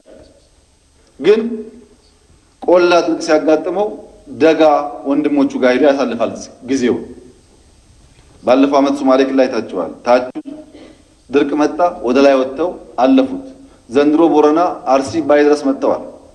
ያ ነበር የኢትዮጵያ ባህል። በንጉሱ ጊዜ ፖለቲካ ሆነ። ድርቅ መጣና መንግስት ደበቀ ድርቁን የሚል ፖለቲካ ልክ እንዳሁኑ አክቲቪስቶች አሟሟቁት። ከዚያ በኋላ መንግስታት አልደበኩም ለማለት የተራበባቸውን ሰዎች እያጋነኑ መናገር ጀመሩ። ለማኝ ቀበሌ፣ ለማኝ ወረዳ፣ ለማኝ ክልል ተፈጠረ። ኢትዮጵያ አርሳ ለመብላት እንዴት ያቅታታል? ይሄ ካልቸር አደገኛ ስለሆነ በተቻለ መጠን የተጎጂነት ተበዳይነት ስነልቦና እየቀነስን፣ ተጠቂነት እየቀነስን፣ ጠባቂነት እየቀነስን ብንሄድ ጥሩ ነው። ቦረና ባለፈው 6 ወር ስንወያይ ድርቅ ነበር። አሁን ስንዴ እያጨደ ነው ያለ። ወደፊት ውሃው ኢሪጌሽኑ ሲስፋፋ ደግሞ ለሌሎቻችን የሚተርፍ አካባቢ ሊሆን ይችላል። ሶማሌም አፋርም እንደዚሁ። በዚህ አግባብ ችግር ሲገጥመን ፈጥነን ከችግሩ ወጥተን ራሳችንን ወደ መቻል መሄድ አለብን እንጂ በቀጣይነት ለማኝ መሆን ጥሩ ባህል ስላልሆነ የተከበረው ምክር ቤት ከዚህ አንፃር ቢያግዝ ጥሩ ነው። የጸጥታ ተቋማት በሚመለከት ያው እናንተም በተደጋጋሚ ጠይቃቸዋል። መፍረስ አለበት ልዩ ኃይል ህዝቡን በየመድረኩ ያነሳ ነበር። ምክንያቱ 3 ነው። አንደኛ ህጋዊነት ነው። ህገ መንግስታዊ ድጋፍ የለው። ለምሳሌ ወታደር 10 አለቃ፣ 50 አለቃ፣ 100 አለቃ የሚባል ማዕረግ አለው። ፖሊስም የራሱ ማዕረግ አለው። ልዩ ኃይል ግን የለው። የተደራጀው ሻለቃ ብርጌድ ብሎ ነው። ግን ያን የራስ ሰውዬ የሚሰጠው ማዕረግ ህጋዊ አይደለም። የህጋዊነት ችግር አለበት። ሁለተኛ ሀብት ነው። በአማራና በኦሮሚያ ብቻ ቢሊየንስ ነው የሚወጣው ለዚህ። በአንድ በኩል ደሞዝ መክፈል አልቻልንም፣ ትምህርት ቤት የለም ምናምን እያለ፣ በሌላ በኩል ደግሞ ከአቅማችን በላይ ሀብት ለልዩ ኃይል እያፈሰስን ልማት ልናረጋግጥ አንችልም። ሀብት ይጎዳል። ብዙ ቦታ የትምህርት ቤት ችግር አለ፣ ጤና ጣቢያ ችግር አለ። ያን መፍታት ያስፈልጋል። 3ኛ ሀገራዊ አንድነት። ኢትዮጵያ ውስጥ ሶማሌ ክልል፣ በኋላም ትግራይ፣ አሁን በሱዳን እንደምታዩት እኛ እንኳን አፍሪካውያንን በራሻም በቅርቡ እንደሰማችሁት የታጠቀ ኃይል ሲኖር የሀገር አንድነት ላይ አደጋ ስለሚያስከትል እኛ ደግሞ በጋራ መኖርን ስለምንፈልግ ይሄን ኃይል በህጋዊ መንገድ ብናስተካክለው የሰለጠነ የተደራጀ ኃይል ነው የሚጠቅመው የሚል እሳቤ የነበረው የተሰራው። በነገራችን ላይ ሱዳን በጣም ውብ ሀገር ነው። በጣም ጥሩ ህዝቦች ያሉበት ሀገር ነው።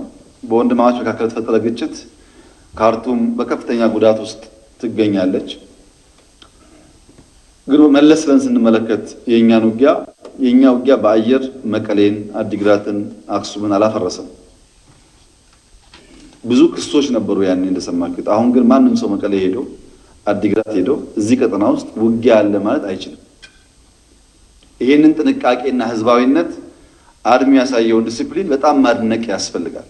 ማጥፋት ይቻላል በእልህ በቁጣ ጊዜ፣ ግን የለም ህዝብ ነው መጥፋት የለበትም የሚለውን ህዝባዊነት በተለይ አሁን ሱዳን ላይ ካየን በኋላ አርሚውን ማክበር ማድነቅ ያስፈልጋል። ይሄ ማድነቅና ማክበር ነው ልማድ የሆነ ነገም ችግር ሲያጋጥመን ጠንቃቃ ተቋም እንዲኖር የሚያስችለው እና ይሄንን እግረ መንገድ ማንሳት እፈልጋለሁ። ልዩ ኃይልን በሚመለከት በነበራቸው አስተዋጽኦ ብዙ አግዘዋል፣ ብዙ ረድተዋል። ዝም ብሎ እንደ ህጋዊ አይደለም እና ተበተን የሚባል ኃይል አይደለም። በዚያ ምክንያት ጊዜ ወስደን ስንወያይ ቆይተን አጥንተን በስራ አስፈጻሚ ተወያይተን ተስማምተን ኮሚቴ አደራጅተን ሁሉም ክልል አወያይተን በህግና በስርዓት ነው የሄድንበት። አንዳንድ ክልሎች ባልተገባ መንገድ ሄደውበታል፣ ግን በስምምነት ነው የሄድነው። እንደተባለው አማራ ማስፈታት ሶማሊያን ማስፈታት አይደለም። በድፍን ኢትዮጵያ ያለ ልዩ ኃይል ትጥቅ ፈቶ ሰልጥኖ ወይ መከላከያ ወይ ፌደራል ፖሊስ ወይ ደግሞ የክልል ፖሊስ እንዲሆን ይጥፋ ይበተን አልተባለም። ይሄ ደግሞ የእናንተም ጥያቄ የነበረ የህዝባችን ጥያቄ የነበረ ለሀገር አንድነት ጠቃሚ ጉዳይ ይመስለኛል። አሁን ያለበት ደረጃ ብዙ ርቀት ሄደናል፣ ግን ይቀረናል። አንዳንድ የሸሸጉ የደበቁ ምናምኖች አሉ፣ ገና እያጠናን የምናስተካክላቸዋል። ሙሉ በሙሉ ያለቀ ስራ አይደለም። ጥናቶች አሉን፣ እያየን እናስተካክላለን። ስራው ግን አይቋረጥም። ኢትዮጵያ ውስጥ ከፌደራል ፖሊስ፣ ከመከላከያ፣ ከክልል ፖሊስ ከተሰጣቸው ፈጥኖ አድማ ብተና ከሚባል ፎርስ ውጪ ያለ ኢሌጋል ሰራዊት የታጠቀ ኃይል ደረጃ በደረጃ በህግ ወደ ስርዓት ይገባል። ይሄ ካልገባ በየትኛውም ሰዓት ችግር መፈጠሩ ስለማይቀር ያለው አካሄድ ይህን ነው የሚመስለው። ከለውጥ ወዲህ ፈተና በዝቷል፣ ችግር አለ ተባለው እውነት ነው። ፈተና በዝቷል፣ ግን ደግሞ ፈተናው ያዳከመን አይደለም። እንደ ወርቅ አጠንክሮ ያወጣን ነው። ተቋማት እየገነባን ኢኮኖሚ እድገት እያመጣን ኢትዮጵያ ትፈርሳለች ትበተናለች የተባለው ጉዳይ ቀርቶ አሁን ኢትዮጵያ ማትፈርስ ሀገር ሆና ብቻ አይደለም እኮ ዛሬ በጎረቤት ሀገር በተፈጠረው ችግር በጣም ብዙ የውጭ ሰዎች በንጽጽር ኢትዮጵያ ሰላማዊና የተሻለ ኑሮ ያለባት ሀገር ስለሆነ ኢትዮጵያ እንምጣው ጥያቄ ያቀርባሉ ዛሬ እና ችግር አለ። ችግሩ ግን ያጠፋን አይደለም። የችግሩ መንስኤ ፖለቲካዊ ኢኮኖሚያዊ ነው። ፖለቲካዊ ጽንፍ የያዘ ፖለቲካ እኔ ብቻ ነኝ የሚመራው፣ እኔ ካልመራው ምርጫ ይፍረስ፣ እኔ ካልመራው ፓርላማ ይበተን የሚል አስተሳሰብ ያለበት ጽንፍ የወጣ ቲንኪንግ ነው አንዱ። ፖለቲካን በዲሲፕሊን በስርዓት ማየት ሳይሆን ከራስ ፍላጎት ጋር ብቻ አያይዞ ማየት። ሁለተኛው የወል እውነት ማጣት ነው። የራስህን ሰፈር እውነት የኢትዮጵያ እውነት አድርገህ መሳልና ማሰብ ነው። ይህ አደገኛ ነገር ነው። ለዚህ ተብሎ አቅዶ መረበሻል። አቅዶ አስቦ ተዘጋጅቶ ገንዘብ አዋጥቶ ሚዲያ አዋቅሮ መረበሻል። በፍቅር ሳይሆን በጥላቻ መሰብሰባል። ስለሚጠሉት ወገን ይሰበሰባል። ስለሚወዱት ዓላማ አይደለም ይሰበሰቡት። ሰው ጠልተህ ብትሰበሰብ ያ ሰው ሲጠፋ ትባላለህ። ለምትወደው ዓላማ ለኢትዮጵያ ሕዝብ ሲሆን ግን የጸና የሚሻገር የሚቀጥል ይሆናል። ይሄ ፖለቲካል ችግር ነው። ኢኮኖሚውስ ቅድም ተነሳ ስራ አጥነት በጣም ችግር አለ። እንደ ስራ መስክ ነው። ማፈን መቀማት ስራ መስክ ነው። ይሄን ብዙ ሙከራዎች የተደረገ ይገኛል። ለምሳሌ በኦሮሚያና በአማራ የተባለው ከሁለቱ ክልሎች ብዙ አመራሮች ውይይት ተደርጓል። ምሁራን ውይይት አድርገዋል። በአዳማ በባህር ዳር ውይይቶች ሲካሄዱ በሰላም ሚኒስቴር እነዚህ ውይይቶች የበለጠ መቃረብ እያመጡ እንዳሉ መረጃ አለኝ። ኢንክሉሲቭ ናሽናል ዲያሎጉ ደግሞ ስራ ጀምሯል። እሱን ሁላችንም እንደቀረበው ፕሮፖዛል ሁላችንም ደግፈን ውይይት አብዝተን የጎደለውን ሞልተን የማንጠግነውን ነገር ካለ ይቅርታ ተባብለን ለልጆቻችን ለሀገራችን ስንል ወደፊት መራመድ ይኖርብናል። ያንን ካደረግን ጠቃሚ ይሆናል። እነዚህ በየቦታው ያሉ ሽፍቶች በሚመለከት ግን የሚናገሩት ለህዝባቸው ነፃነት፣ ለህዝባቸው ጥቅም፣ ለህዝባቸው የተሻለ ነገር እንደሚታገሉ ይናገራሉ። ያን ህዝብ መልሰው ግን ያፍናሉ፣ ይይዛሉ፣ ይገላሉ።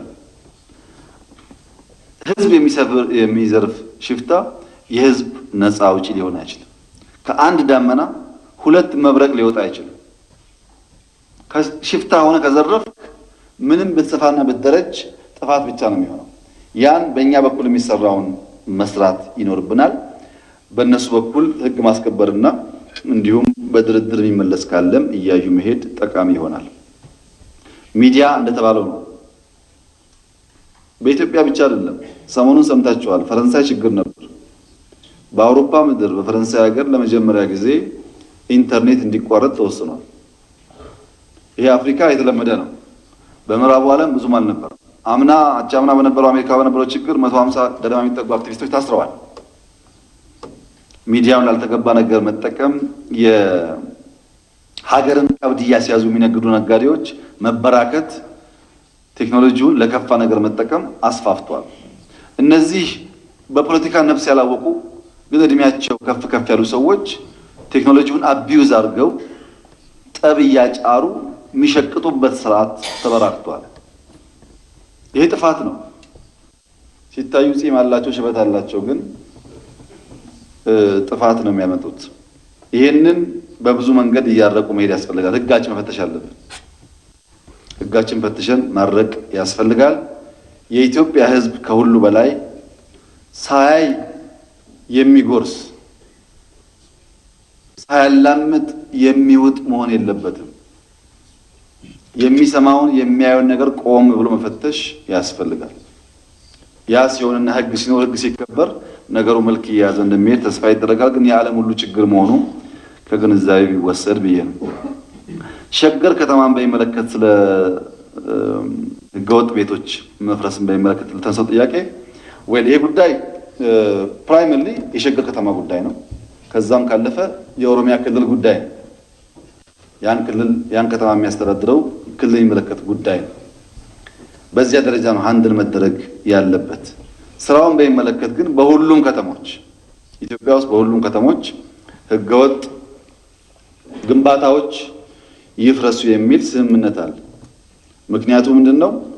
የዋህ የሆኑ ዜጎች፣ አታላይ የሆኑ ደላሎች፣ ሙሰኛ የሆኑ የመንግስት የስራ ኃላፊዎች ተጋግዘው ተደጋግፈው የህዝብና የመንግስት መሬት እየዘረፉ ስለሆነ ባለፈው እንዳነሳሁት መሬት የህዝብና የመንግስት መሆኑ ቀርቶ የደላላ የሆነ ስለሆነ እርምጃ እንውሰድ ብለን ፓርላማ ላይ የተነጋገርነው መሰረት የሚወሰድ እርምጃ አካል በዛ ነው መታየት ያለበት። ከተሜነት ማለት የተጠጋጋ ቤት መስራት አይደለም። ዝም ብሎ ቤት እየተከመረ ሄዶ አሁን እንደምናፈርሰው ከሆነ ጊዜ በኋላ ማፍረስ ሳይሆን በፕላን ሰርቪስ ያለው የሙኒሲፓል ሲስተም ያለው መሆን አለበት። ለዚያ ሲባል የሚወሰድን የህግ ማስከበር ስርዓት መደገፍ ያስፈልጋል። ነገር ግን ይህ ነገር ሲሰራ የሃይማኖት ተቋማት ወይም ደግሞ ህጋዊ ሆነው የተጎዱ ሰዎች ካሉ መስተካከል አለበት። ያፈረሰው አካል ይሄን ማድረቅ አለበት። ነገር ግን የሃይማኖት ተቋማት ምን ሲባል ነው ልክ እንደ ደላላ የህገወጥ ቦታ የሚይዙት? መስጂድ ለህዝብ ነው፣ ቸርች ለህዝብ ነው፣ ለግለሰብ አይደለም። የትም ቦታ ህዝብ ካለ ጠይቀው መውሰድ ይችላሉ። ከኛ በላይ ካርታ ያደለ መንግስት ኢትዮጵያ ውስጥ የለም። ህገወጥነት አያስፈልግም። አንድ ሀገር ስሙን መጥቀስ አልፈልግም፣ ህገወጥ ቦታ ይይዙና G+1 2 3 ከገነቡ በኋላ መጨረሻ ላይ አዛን የሚወጣበትን ማማ ይሰራሉ። ታች ነዋሪ ህገወጥ ነዋሪ ነው፣ ላይ ግን መስጂድ ነው። ይሄ አፍሪካ ውስጥ ያለ ሀገር ነው። እኛ ኢትዮጵያ ውስጥ ምርጥ መስጊድ ይሰራ እንፈልጋለን። ምንም ኮቸንጆላ አያስፈልግም። ምርጥ ቦታ ይዞ ሰፊ ቢጎበኝ ምርጥ ቸርችን ይሰራ እንፈልጋለን። በቂ ቦታ ደግሞ አለ። የቦታ ችግር የለብን እና እየተነጋገርን እነዚህን ጉዳዮች ማስተካከል ማስፋት ይቻላል። ከሃይማኖት ተቋማትም ከትምህርት ቤትም ለወል ጥቅም ከሚውሉ ተቋማት ጋር የሚያጋጭ ጉዳይ የለው። ግለሰቦችም ቢሆኑ ህጋዊ ሆነው ሲያበቁ በዚህ የተጎዱ ካሉ መካስ አለባቸው። የዋህ ዜጎች ግን በሌላ በምንሰራቸው በኮንዶሚኒየም በምናምን መታየት ይችል እንደሆነ እንጂ ተታለው ስላደረጉት የህገወጥ ስራ ማካካሻ ሊሰጥ አይችልም። በዛ ሂሳብ ማየት ጠቃሚ ይሆናል። በዚህ ሂደት ውስጥ የተጎዱ ሰዎች ካሉ በምንሰራቸው አጠቃላይ ፕሮጀክቶች ውስጥ እያካተትን እያየን መፍታት ነው እንጂ ህገወጥ ሆኖ ከሄዱ ህገወጥ ህገወጥ ምን ዴፊኒሽን የለው። ህገወጥ አለመሆን ብቻ ነው መከላከያ መሳሪያ። ህገወጥ ከተኮነ በኋላ አስቸጋሪ ስለሚሆን አሁን ከፈረሰባቸው ሰዎች እንማር። አሁን የተሰራ ስለሆነ አልቆመም እኮ ነገሩ። እዚህ ይፈርሳል፣ እዚህ ይገነባል።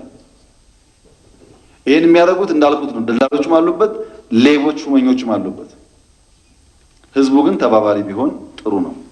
ሙስናን በሚመለከት ሙስና አያው ነው። ሙስና ኢትዮጵያ ውስጥ ሊጠፋ እንፈልጋለን ወይ የሚለው ጉዳይ እኔ ያሳስበኛል። ፓርላማ ይፈልጋል ሙስና ሊጠፋ። የኢትዮጵያ ህዝብ ሙስና ይጠላል ወይ? አሳሳቢ ጉዳይ። ምክንያቱም ሙስና ያለው ነዳጅ ውስጥ ነው፣ ሙስና ያለው መሬት ውስጥ ነው፣ ሙስና ያለው ግዢ ውስጥ ነው ተብሎ የተጀመረው ሙከራ በሙሉ ከፍተኛ ተቃውሞ ይነሳበታል። የመሬት ሌቦች ስናሳድድ ስንት ሰው አስናርጎ መሬት ጉዳይ ተቃውሞ ይነሳል፣ ምክር ጥያቄ ያነሳል። ሙስናን ከልብ የምንጠየፍ ከሆነ መሬት ላይ ግዢ ላይ ጸጥታ ተቋማት ላይ ጨክነን ካልወሰን በስተቀር አንፈታው። በጣም በርካታ ሰዎች ታስረዋል። የክስ ሂደት የተጣራ ነው። ብዙ የሚጣራባቸው ሰዎች አሁንም በሂደት ብዙ ሰዎች አሉ። ሲያዝ የምንቃወም ከሆነ ሲጀመር ስራው የምንቃወም ከሆነ አትስሩት እንደማለት ነው የሚወሰደው። ምክንያቱም እነዚህ ቁጥርስ ያላቸው ናቸው፣ ሚዲያ ያላቸው፣ ሀብት ያላቸው፣ ባለስልጣን የገዙ ናቸው። ተራ ሰዎች አይደሉም። ኩባንያ ያላቸው የሰው ወንበር ይገዙና ደግሞ ካቢኔ ናቸው። የሚጫወቱት እኮ ሁሉ ቦታ ነው። አንዳንዱ ሀብታም እኮ የፓርላማ አባል እየፈለገ ልጁ ይድራል ለመጋባት ስለሚፈልግ። በዚህ ውስጥ እንደምንታገል ኮንሽስ መሆን ያስፈልጋል። ሙስና ዝም ብሎ በቀላሉ ምን ላቀቀው ጉዳይ አድርጋችሁ ባትወስዱ ጥሩ ነው። ጫት እንደተባለው ነው። አላማው አርሶ አደር ተጠቃሚ ለማድረግ ነው። ግን ችግር ገጥሞታል። በእኛም በገዢዎቻችንም ምክክርና ውይይት የተደረገ ነው። እንደሚፈታ ተስፋ አደርጋለሁ። ችግሩ ግን አለ። ትክክለኛ ጥያቄ ነው። ትምህርት በሚመለከት አንደኛ እና ሁለተኛ ደረጃ ፕራይመሪ የክልሎች ጉዳይ ነው፣ የፌዴራል መንግስት ጉዳይ አይደለም። ነገር ግን ቅድም እንዳነሳሁት ህዝብ አስተባብረን በስፋት ለመስራት እየሞከርን ነው። ክልሎች ሁለት የሚጋጭ ነገር አለ። በአንድ በኩል ክልል እንሁን፣ ዞን እንሁን፣ ወረዳ እንሁን፣ በሌላ በኩል ደግሞ ደሞዝ መክፈል አንችልም ይላል።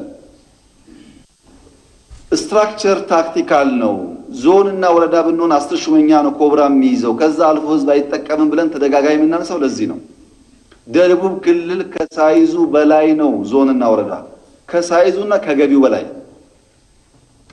ይሄን ማስተካከል ያለበት ደቡብ ክልል እና እዛ ነዋሪው ህዝብ ነው። በየሰፈሩ 3 ሰዎች 4 ሰዎች ባለስልጣን እንዲሆኑ እየተባለ ዞንና ወረዳ ቢስፋፋ እኔ ደሞዝ ልከፍል አልችልም። ደሞዝ ያው እናንተን ሰጡት የሚከፋፈለው እኮ ይኸው ነው ገቢው፣ ሌላ ምንጭ የለም።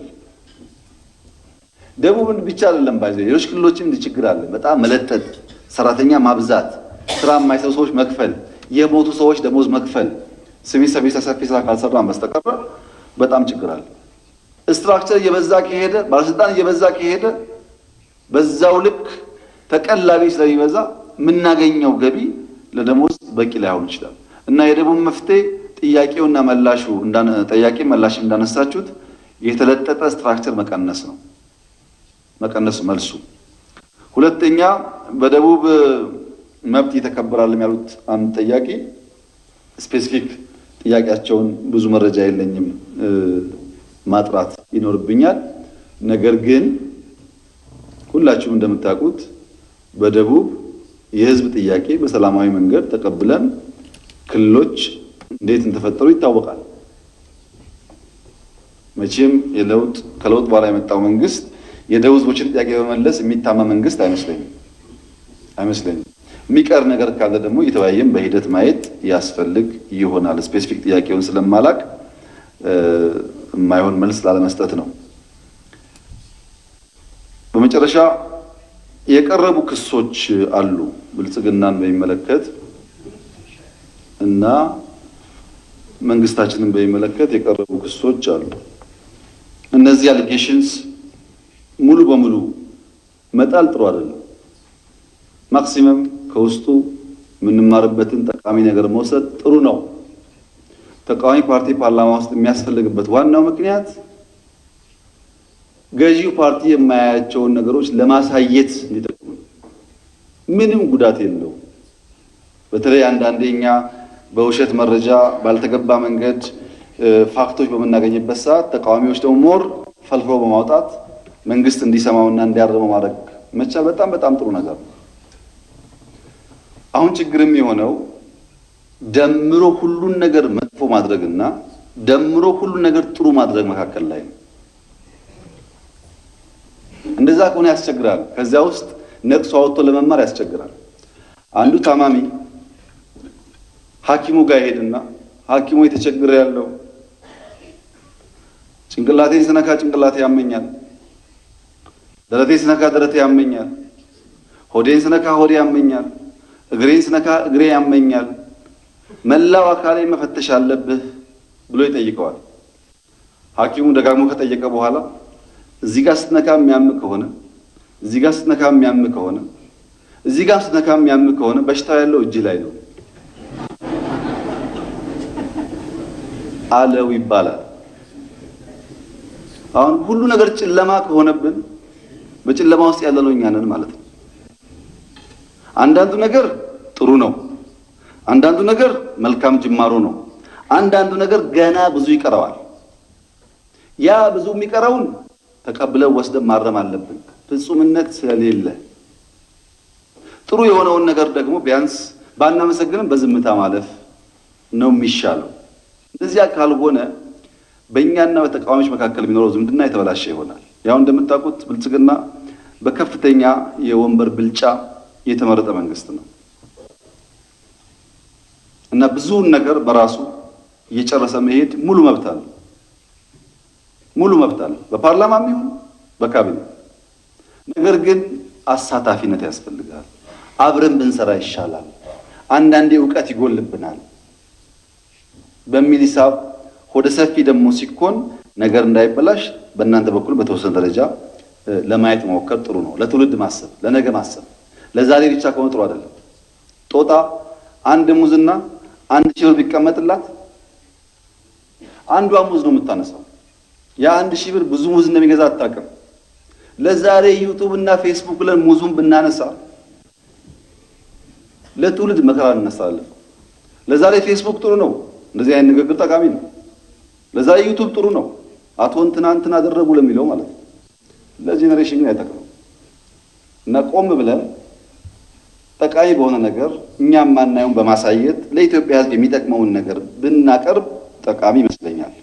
በድምሩ በኢኮኖሚ፣ በሰላም፣ በአንዳንድ ጉዳዮች ከቀረቡ ጉዳዮች ውስጥ የምንወስዳቸውና የምንሰራባቸው እንዳሉ ምንም ጥያቄ የለው። በጥቅሉ ግን እንደው ኢትዮጵያ ጨለማ ውስጥ ናት ከተባለ ኢትዮጵያ ከሰብሳራ ሶስተኛ ኢኮኖሚ ናት። ኢትዮጵያ ከኢስት አፍሪካ አንደኛ ናት። ትላልቅ ተቋም እየገነባች ያለች ሀገር ናት የሚል መልስ ሆኖ ያልቃል ማለት ነው። እና በአንድ ጫፍ እንዳንዘጋው እየተቀራረቡ እየተመካከሩ መሄድ ነው የሚሻለው። ለፌስቡክ ፍጆታ ጥሩ ነው፣ ለሀገር ግን ብዙም ጥቅም ያለው አይመስለኝም። ሁለተኛው ጠቃሚ ሀሳብ ምርጫን በሚመለከት ይሄን በጣም ማድነቅ እፈልጋለሁ። ምርጫ ይካሄድ የሚለው ሀሳብ በጣም ማድነቅ እፈልጋለሁ። የተቃዋሚ ብዙ ችግር ምርጫ አይፈልጉም፣ ዝም ብላችሁ ልቀቁና እንያዝ ነው የሚሉት። አሁን ምርጫ ይደረግ የሚለው ሀሳብ በጣም ጠቃሚ ነው፣ ግን 3 ዓመት መታገስ አለበት። በየሳምንቱ ምርጫ ስለማይደረግ 3 ዓመት ታክሰን ያለን ሀሳብ ይዘን ቀርበን እኛም ይዘን ቀርበን የኢትዮጵያ ሕዝብ የሚፈርደውን ፍርድ በጸጋ መቀበል ነው።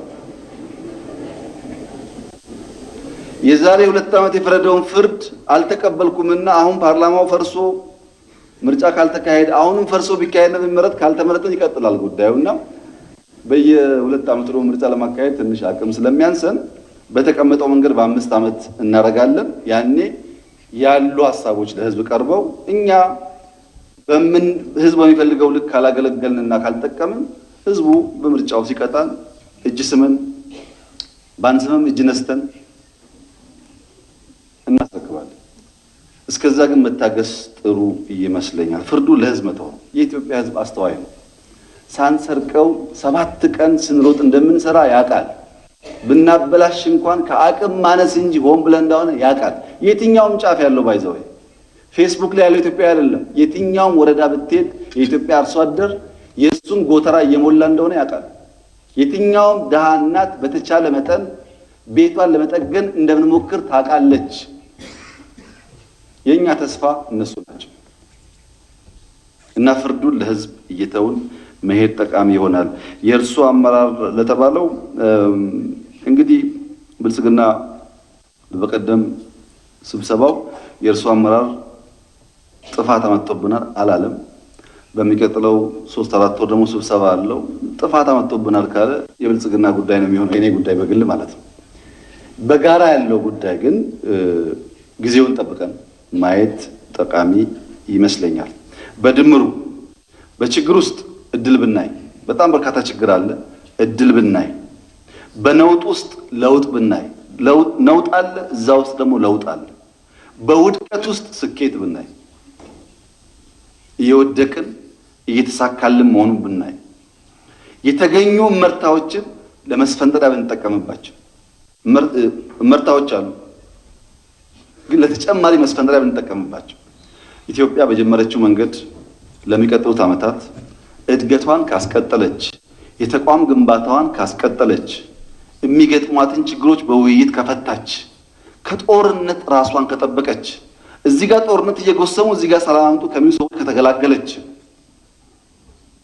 ሰላማዊ ቲንኪንግ የበዛባቸው ሰዎች ካሉ በሰላም በፍቅር በወንድማማችነት ማደግ መበልጸግ እንችላለን። አሁንም በልበ ሙሉነት የምናገረው በአፍሪካ ውስጥ በእኛ ደረጃ እያፈራረሰ እየሰራ መንግስት ማግኘት ያስቸግራል።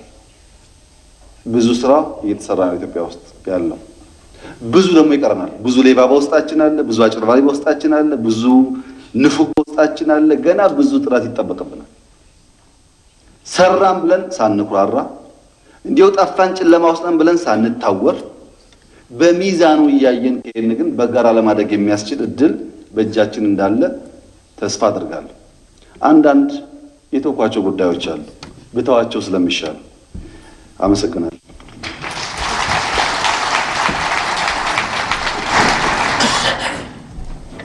እናመሰግናለን ክቡር ጠቅላይ ሚኒስትር ስለሰጡት ማብራሪያና ምላሽ።